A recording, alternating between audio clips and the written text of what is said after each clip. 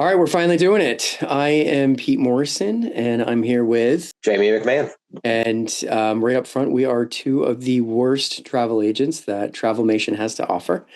Um, and that's, Absolute worst, Pete. and that's exactly why we're here, because we want to talk to you about Disney and all things travel and some of the worst scenarios that you can get into. Yeah, let's tell the people who we are, Pete. Other than our names.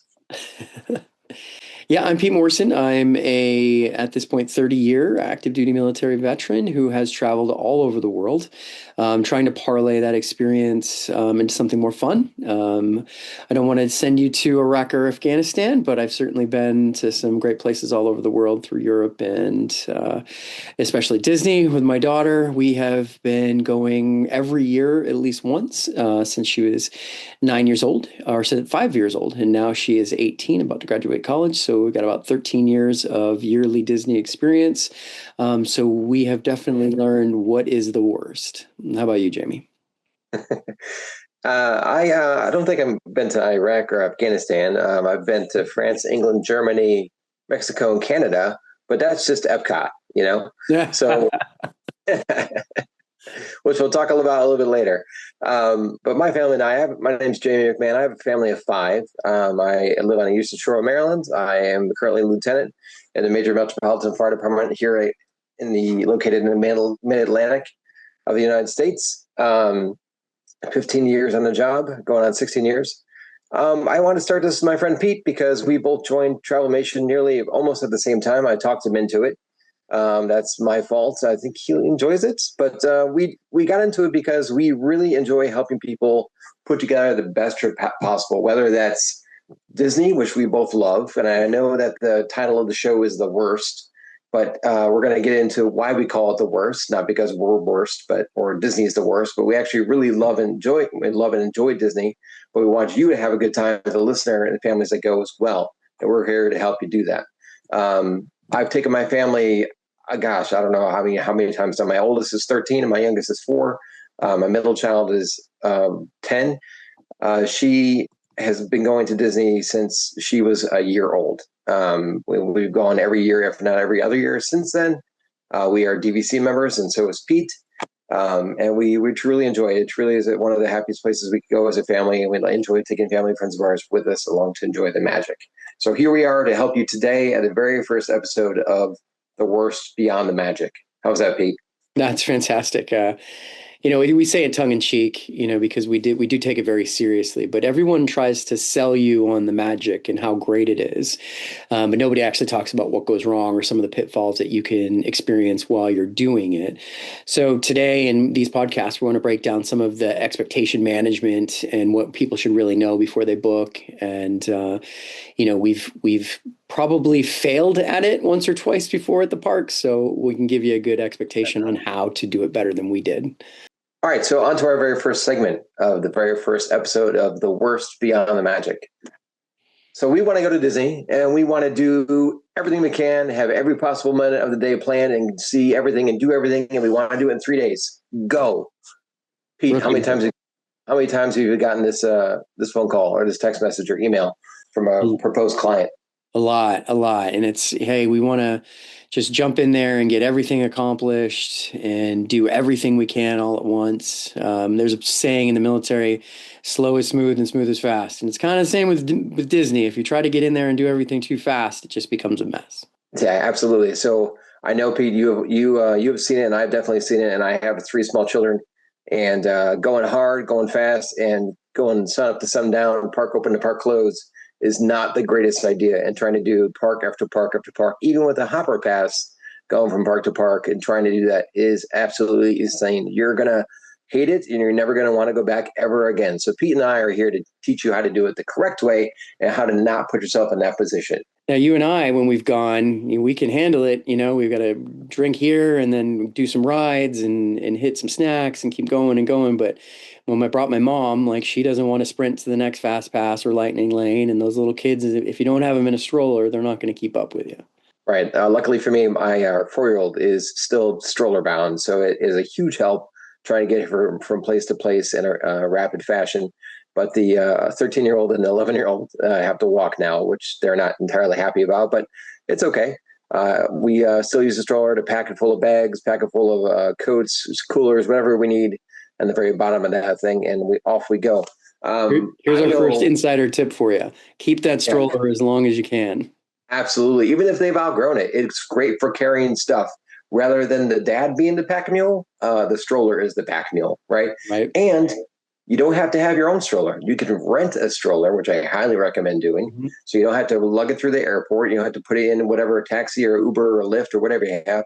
You can rent it there, and they'll drop it off to you at your resort, and then you just leave it at the resort, and they'll pick it back up at your end of your trip. Hey, Jamie, can Great I tip. reserve that stroller through you? You can absolutely rent that stroller through me. We can do that through Outstanding. Travelmation. That was good, Pete. Nice. Yeah. All right. So I know, Pete, one of the things that you and I like to do is we like to plan in rest days. I have people that come to me and say, all right, we want to do 4 parks in 3 days, and we want the hopper pass, and we're going to do this. We're going to have 3 meals throughout the day. Oof, it sounds exhausting, right? It sounds exhausting to say when it comes out of your mouth, right? So how do we make that trip better? What's the best option for those people? Budget in those rest days. So we like to do 2 parks, a rest day, and 2 parks. I mean, if you're going to hit all 4 parks, putting that rest day in there is really great. One of the things that we like to do is book something special on that rest day. So it's not so much of a rest day, whether it's just roaming around Disney Springs or the Hoop De Doop Review, which is another recommendation I always tell people about, is Love putting Hoop to it do. right in the middle. I think that's a great one to do. Another thing to do throughout your day is to not plan every second of every day, right? So we, as Travelmation Disney experts, we can help set up your day as far as your dining and as far as your lightning lanes. And we take care of all that 60 days out, 7 days out, 3 days out, however, depending on how long, if you're on property or if you're off property. Um, if you get the dining package or not, it doesn't matter. Pete and I take care of that. We're really good at that. My recommendation for dining, as far as your everyday park goes, if you're going to do the Disney dining plan, which can be a little bit of a saver on time, it's not so much a saver on money. But what it does do is it allows you to plan it in advance and not have to think about, oh my God, it's 6 p.m. on a Friday, and now we want to eat dinner and we can't get in anywhere, right? We plan all that 60 days out. So if you have small children and you have the dining plan, character dining is a fantastic option for the dining plan itself. It is the most expensive dining you can have on Disney property, so it's a great value for the dining plan.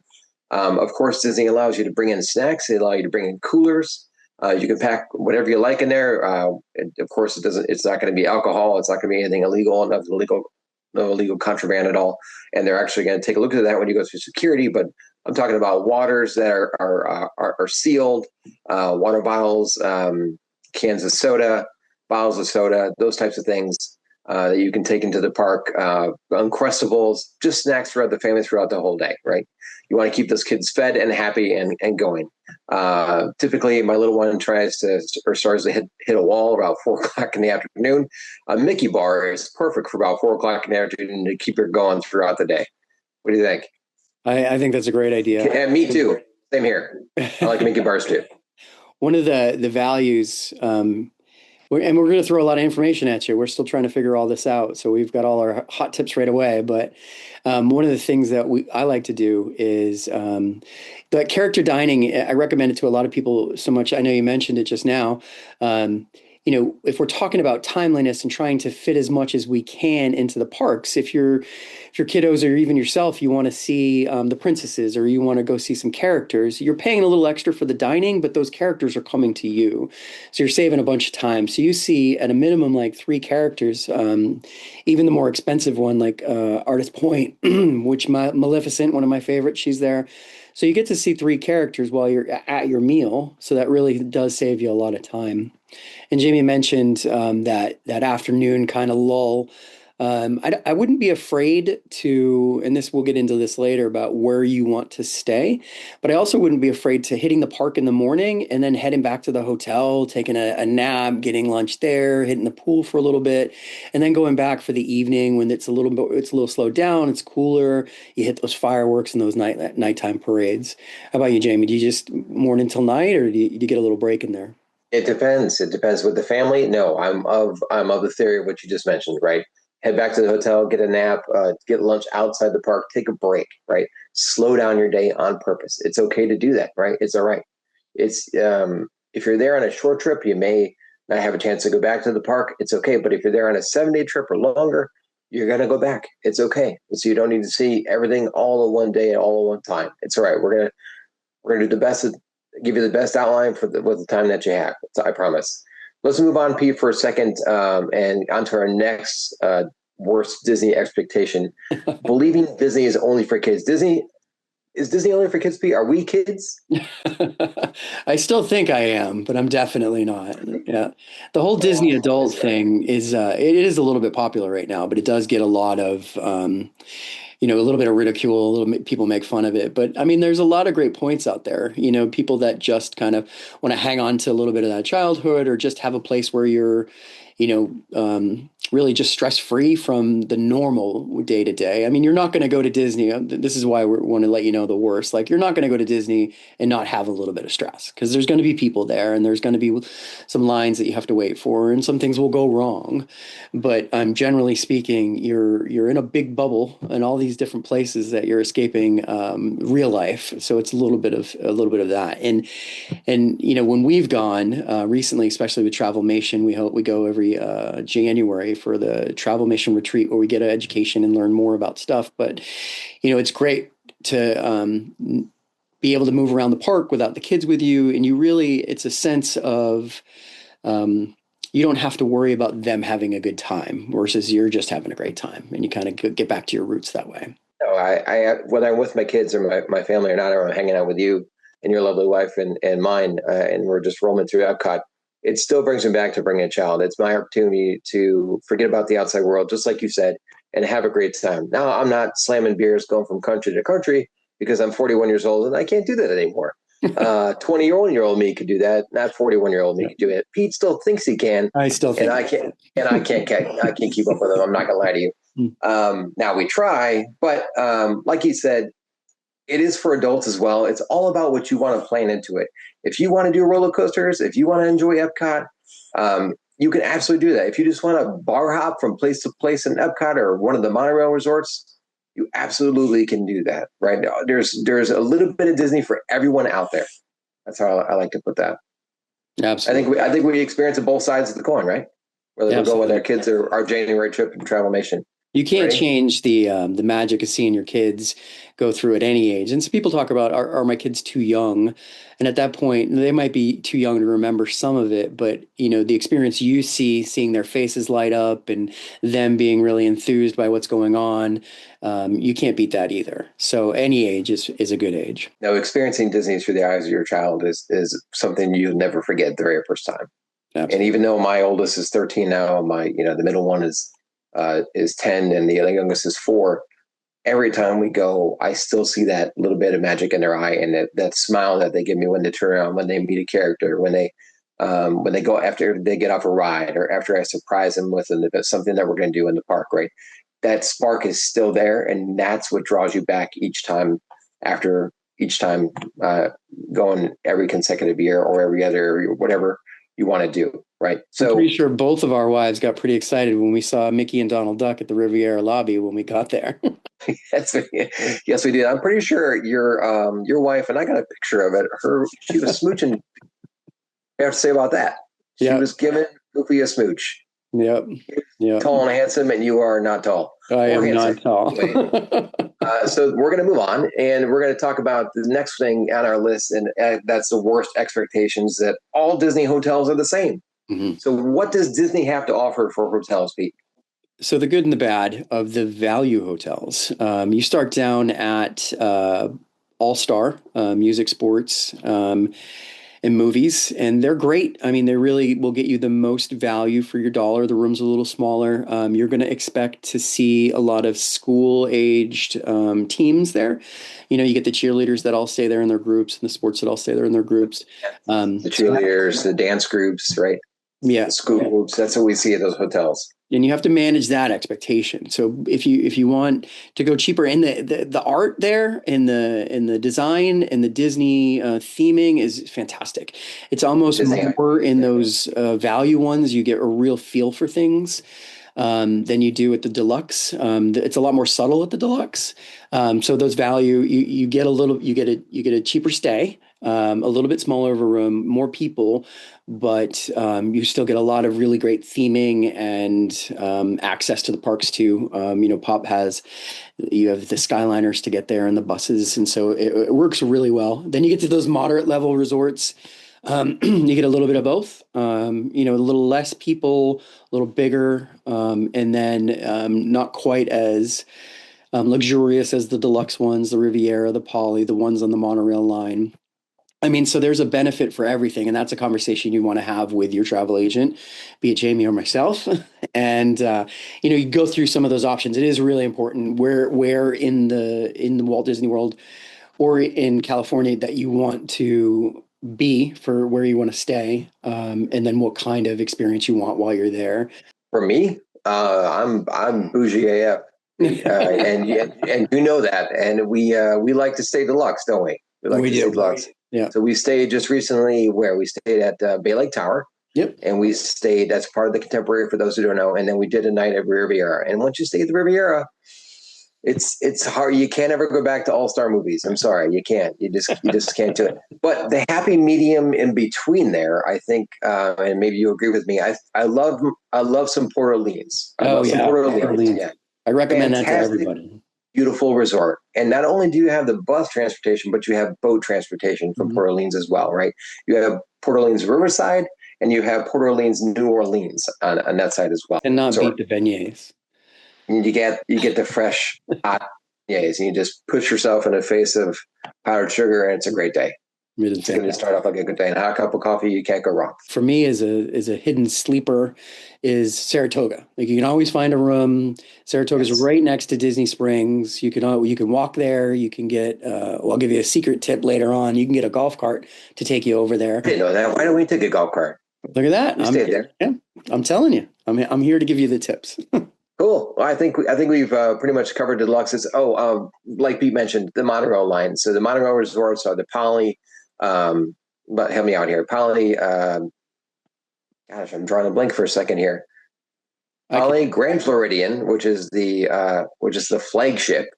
Then you're moving over to the Contemporary, and I believe that's all the monorail resorts on the monorail line, right? Bay Lake Tower is attached to the Contemporary. There's a DVC side of Poly, and there's a DVC side of the Grand Floridian as well, which are bookable via travel advisors like Pete and myself, right? You can see that on Disney's website. Just because you're not DVC doesn't mean you can't stay there. You absolutely can stay there. It's a much larger room, more bang for your buck, to be honest, if you're looking to stay there for a longer period of time. Anyway, each one of those resorts comes at a different price point depending on the time of the year. If you want to go during Christmas season, between Christmas and New Year's, which is the absolute worst time to go. If you want to go during that time, God bless you, and we will help you through it. But it is by far the most crowded and busiest time ever at Walt Disney World during Christmas and New Year's. Those monorail resorts are at a premium price. I'm talking $600 to $1,000 a night, anywhere in between that, based on the night. Here's another promo for you. I highly recommend October to November. And depending on when you go, so October, Halloween's my favorite holiday. And I personally don't think you can beat how nice Disney looks with the Halloween decorations up. And the Mickey's Not So Scary Halloween Party, you can get in there with less crowds. You can go back to back on some of those rides. The kids can trick or treat. You meet some of the more unique characters like Jack Skellington. But depending on when you want to go, they close down Halloween, and then a few days later they open up Christmas. So it just depends on how you want to do that. You might be able to get both, but the Christmas parties and the Halloween parties, they're not something to ignore. And then October really is a lower what's populated month. So it really does, and you still get a little bit of the warmth, but it's not cold yet. So I recommend that as well. So here's where Pete was going with that, and I think he mentioned the two different parties. It's Mickey's Not So Scary and Mickey's Very Merry Halloween Party, right? With two different events, both in different types, different seasons of Walt Disney World, right? Here's how you get both, or not so much the parties, but both seasons at Disney in one trip. You want to go over you want to go over Halloween, right? You want to go before October 31st, sometime that week, and stay through the first week of November. Hmm. October 31st to November 1st, it changes magically overnight into Christmas on November 1st. And all of a sudden, November 1st, it is Christmas. It is holiday season in Walt Disney World. You get all the holiday treats, you get all the holiday decorations. Characters are dressed in their holiday outfits, everything you'd ever want for the holiday season, starting November 1st, overnight from October 31st. So that's how you get 2-in-1 without paying that Christmas premium, by the way. All right. Thanks for still listening to our first podcast. We are working our way through this first one, and we have a listener. I'm just looking for one listener out there, and I hope you come back, and I hope you subscribe. Imagine that one listener and like 3 goldfish. So, why are we here? And that's a big question. And why are we talking to you? Because I want to help you not be the worst. I want to help you have a great time. And part of that is the myth that I can plan it myself. And you can. You absolutely can plan it yourself. I mean, that's where we got to, and that's where we're at. But until you know how to do that, you've got us by your side. And some of those pitfalls are the navigating the schedule, like we started off, we alluded to at the beginning, and making sure that you are able to have the right tools to have more spontaneity in your day. You're not arguing for an hour about where you're going to eat. You're not standing in line for Pandora for an hour and a half, which is one of the best rides. And then you've wasted your day. You're not leaving one park to go to dinner at another park to come back to this park, because then you just wasted all that time traveling.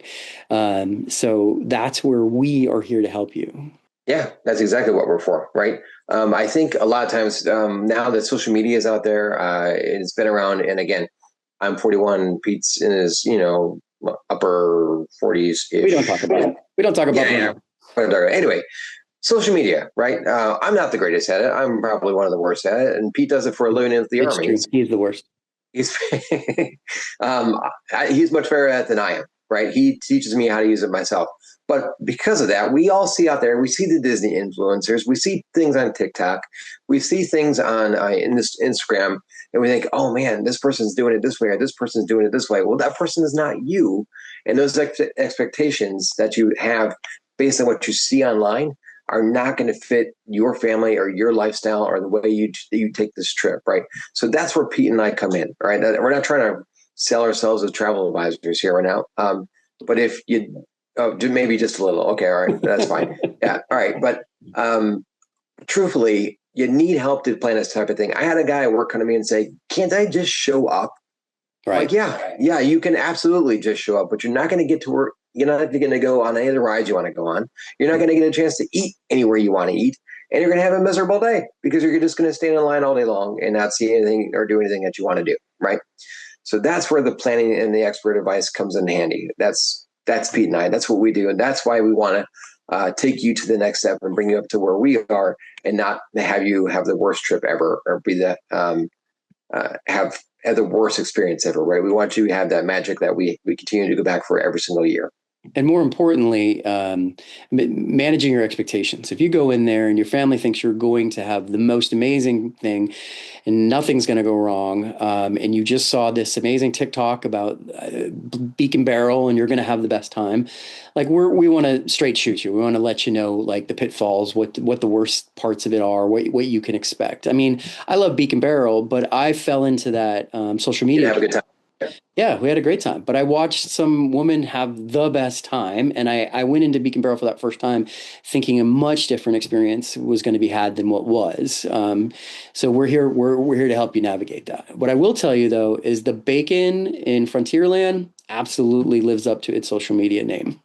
Oh, and we got to find the ice cream. We haven't done the ice cream yet in Animal Kingdom, but I've seen the long lines. And have you seen the ice cream bar, Gene? I did see that today. Yeah. I saw the insane lines for that. Yeah. So stay tuned after June on my next trip, and we'll tell you all about the ice cream bar. He's going to do a trip report for us when he gets back from that. He may do a live trip report while he's there, a little bit tidbits here and there, but definitely when he gets back, we'll do a full trip report from when he gets back in June. All right. And for you adults with older kids, I am taking 4 18-year-old high school graduates down with me, all female. So we'll see how fun that ends up for us, and we'll definitely have a podcast about it. I salute you, sir. Godspeed. All right, we still appreciate you sticking with us this far. We're going to close it out here, but so I think we're going to try this, and we'll try a quick little session of some of our best tips right away. So, Jamie, I'm going to ask you, what is your worst Disney snack? Worst Disney snack? Worst Oh Disney man, snack. I don't even know. I don't like anything too sweet. Oh yeah, I feel like Epcot's got a lot of desserts out there, and they're not all great. They're not all yeah, great. I can't pin one down, but I don't like extra sugary things like that. I like a little bit, but not some of the extra or not fondue desserts out there that they have. all But right. Worst, I do love a savory snack like the bacon that Pete's talking about. mhm. That's a winner. Worst time of year to go. Worst time of year to go, as I mentioned earlier, between Christmas and New Year's. It's doable, but it is the absolute worst time to go. We can do better, I promise. And you're gonna get a better experience. Yeah, you have to be ready for that time of year. What's the worst park strategy you've ever heard? Sun up to sundown, 4 parks in 3 days. We're doing it. Oh, no Oh way. man. Yeah. It's out there. People do it. All Don't right, do this is a that. tough one. I'm gonna throw you a curveball. Have you heard an erroneous or terrible hack online? Did TikTok tell you something bad? Ooh, I don't know. I'm new to TikTok myself. You're old. No. What's that? Yeah, I am. I am also the worst, and I'm old. Yeah, that's true. Uh, so yeah, I don't know. How about you? What do you think? You've seen some bad out there? You know the thing, the ones that get me for the worst, and most people don't know, but they're like, "Hey, we've got this secret." I'm like, "It's not a secret." And now that you've told everybody, what was pretty chill is now going to be mobbed. Right, right. Like that ice cream at Animal Kingdom, I guess. Yeah. All right. So I mean, let's go back and forth before we close this up. I'm going to tell you we'll do three good things because I always like three good things. One of my favorite things to do at Magic Kingdom, middle of the day when it's hot, is Mickey's PhilharMagic. I'm even going to tell you Ooh, why. I'm going to remind you to go do that, especially if I'm your travel agent. I'm going to say, hey, you're going to get hot, you're going to get cranky. I want you to go into Mickey's PhilharMagic, and you take care of that for about 40 minutes. go to Magic Kingdom, and I want you to see our presidents at the Magic Kingdom. You know what that's good for? AC. It's dark and a killer 20-minute nap. That's That's a what good it's one. good for. That's That's a a good one. really good one.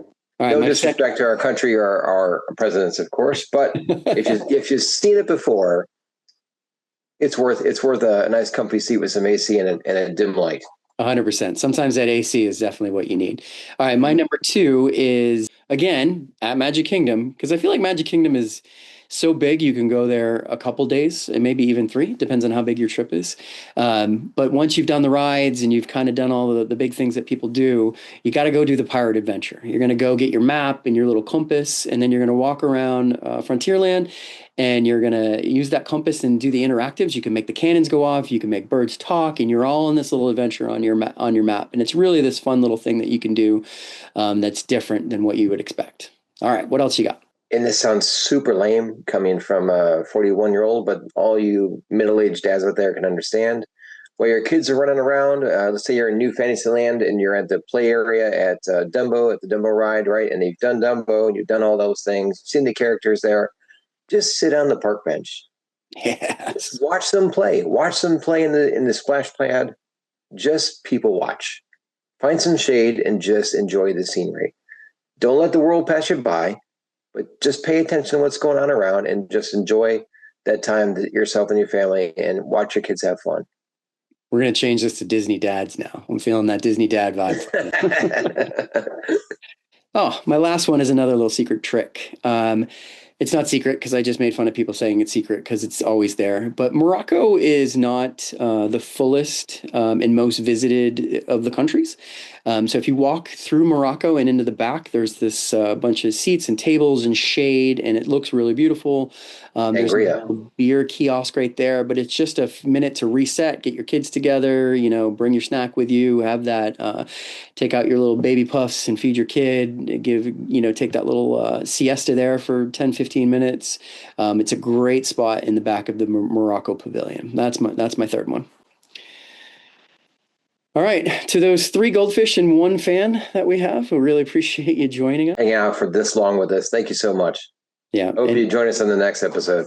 and we'll be back for the worst and the best. Hey, travel and you are absolutely the worst. No, you're the worst. Take All care, right, we'll buddy. see you next time.